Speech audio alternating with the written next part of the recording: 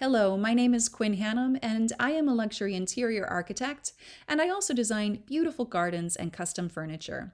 In this video, I'm going to show you some of the differentiators between a luxury layout and your run-of-the-mill builder-grade layout. I'm going to show you this by comparing one of my existing conditions plans on a current project that I have in Philadelphia, Pennsylvania, to my solutions later on in the video. So let's get started. This is the current existing conditions plan for my client in Philadelphia, and it's not ideal for a number of reasons. So this will be a complete gut renovation, and this is why. So as soon as you walk up to the floor, you're greeted by this long, dark hallway, and this is one of my pet peeves. I do not like long, dark hallways, number one, because they are a massive waste of square footage, which is really valuable, and it could be allocated to something wonderful for the client. So I never want to see long hallways like this. And I also don't like it because it's very dark. And with a whole wall of windows like this, there's no reason why light shouldn't be hitting this very back wall. That can be done through careful planning. So this is not ideal. When you walk into the guest bath, it's a very awkward layout. You have a soaking tub right next to a toilet, which is a very bad adjacency, and it's also a not so nice sight line. And then the shower is back in this corner. It's a bit small. You've only got one sink, adequate counter space, which is nice, but then your linen closet is over here, and it's semi-blocked by the washer and dryer. So this is not a very easy space to use, and we can do much better. There's also no window in this space. So in my plan, you'll see how I clean all of that up and make it wonderful for the client. So let's go back to her current bedroom layout.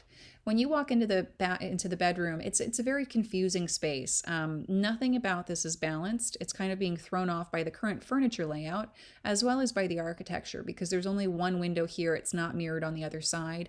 You've got what I would consider to be your perfect anchor wall completely taken off by it's sort of an antique built-in, which is usually nice to keep and celebrate, but in this current layout it won't work because I want to make the most of her wonderful views, which are of the whole entire city skyline of Philadelphia. And this is also southern facing, so she gets beautiful light in here all day long. Right now, the sight lines for the furniture are off. This is kind of off to the side. It's not centered. And you have what feels like a football field of empty space here that's not being activated in any way. So it's not making the most of the architecture, and it needs to change quite a bit. So I'll show you how we do that later. And then you keep on going on into this floor plan, and you're greeted with this sort of strange walk-in closet layout. And I say it's strange because you can go one of two ways with a closet layout. You can either be efficient, and if we were going to do that here, we wouldn't need all of this space in between the two hanging areas.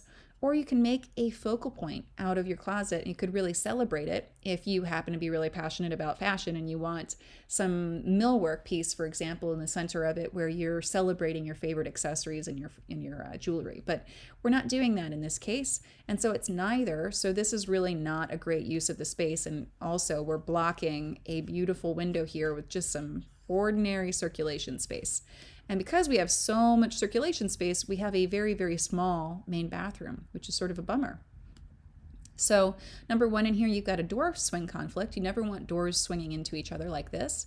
And so that's not good. You only have one sink in the primary bathroom, which is not so great. And then your toilet is in the middle of the room, which is a builder grade sort of move. And then this tub is all the way back here. It's not in front of the in front of the window, so it's really not taking advantage of those views. Again, wouldn't it be nice if you could do that, right? So let's see what I did to change all of these and really make a wonderful layout for the client. So this is option number one. I've got a few options. I love giving people options. This is number one. So when you come up, you've got a gallery space now. So I put artwork here, and there's a small skylight right here, and I'm using this mirror strategically to bounce light into this space, as well as create more light through here by not blocking those windows. Now you have light that can permeate all the way to the back wall in both cases. Check that out. See, so that's nice and bright throughout the whole entire space now. I have also removed the washer and dryer area from the guest bath by creating this designated area for laundry, and I've also been able to give her a nice laundry sink, which she did not have before. So then you carry on into the guest bath, And what is your focal point? It's a beautiful sculptural sink, which is flanked by decorative sconces here. And then you also have this beautiful soaking tub now, which is on the center line, taking advantage of those center city views, which is just lovely, right? Why not have a soak and soak up the views and all of that sunlight, right? So that's a huge improvement here. And then I also removed the focal point of having a toilet in the room by creating a much more sophisticated layout and giving the toilet its own proper WC. So in luxury layouts, you never want to see the toilet. It's really just not a great sightline. So we wanted to remove that. And also, I'm taking advantage of this niche by putting in a linen closet for all of the essentials in the bathroom. You always want to anticipate needs before you know that you need them, and storage is always a good idea. So we have it there. We also have a built-in medicine cabinet for essentials there, as well as another niche built in behind this tub for all of your toiletries. So then you carry on into the dressing hall. And this now becomes an incredible moment to do something very special. These doors could be beautiful. They could be a beautiful millwork, or they could be upholstered in fabric or leather. They could be some kind of specialty plaster or a hand-painted wallpaper. There's really no limit for decorative applications for these built-in closets here now, and that can be carried all the way around the room onto these walls as well. So this becomes a very special moment and a very important transition period into what becomes the rest of this whole suite. So also, let's take a moment to check out this walk-in closet. I have now taken that square footage, which had been wasted before with a hallway, and I've made an incredible walk-in closet for her. So this whole C shape is all her brand new closet space, which is double what she had before. And she wouldn't have that if it was being wasted by a hallway. So that's a really nice improvement there. And then you go into the primary bath, and right away you'll notice we have proper double sinks here now. And that's flanked by more decorative sconces on the side of the face, because your lighting should be on the side of the face. That's best for makeup application and shaving, so you're not casting shadows on your face. And then also I've tucked the toilet here in the corner and created a half wall, which is solid from the waist down and then textured glass from the waist up, so that you can have light all the way into this space. You want light all the way around. So this is a really lovely layout. And now you've got both of the bathrooms on a window, so they both feel bright and fresh, okay? Now, let's walk into this main bedroom, her master bedroom, and it's lovely. The energy is moving around the whole entire space really well now. You see we've anchored the bed on this wall.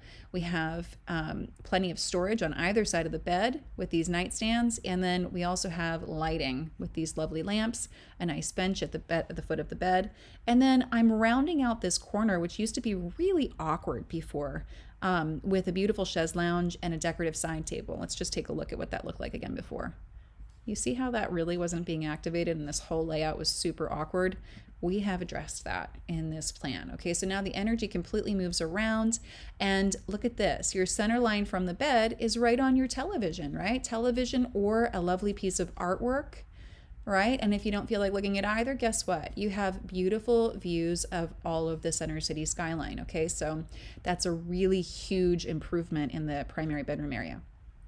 Then you see in front of this window, I am putting a decorative table, which is a nice staging opportunity. You can put a beautiful vase of flowers there or a sculpture. And so the eyes have something lovely to rest on when you open up open up your eyes in the morning, right? You have something beautiful to look at. And so then lastly in this space, this client is really, really in love with her plants and her accents and her books. So I want to always give people places where they can showcase their favorite things in their homes. So we're going to do some lovely custom built-ins here. So this is option one, and you can see, right, just to go back, there is such a huge difference between those two plans. Okay. Oh, and lastly, what I'll say about this renovation is in this window in particular, you have the original molding details, which were original to the house. And so what I'm going to do is have a millworker mimic those molding details, and I've left the offsets all around each door to continue those molding details. And what that's going to do is tie it in to the rest of the house so that this brand new renovation feels as if it's always been there. It's not going to feel like some, brand new vanilla box construction. It will be very, very lovely, and it will tie into the architectural details of the rest of the house. Okay, so that's a very important detail. Let's look at another option. So in option 2, what I've done is, now this particular client has a lot of like tools and ladders and things. She's a mover and a shaker. And so she needed some storage that could accommodate those kinds of larger items that you don't necessarily want to put into a fine millworked closet, right? So I gave her this option to put more storage right here with beautiful double doors here that would actually feel like they enter into a suite when you come up here. So nobody would actually ever know that, but it would just be a nice moment so that she can grab what she needs and get going, right?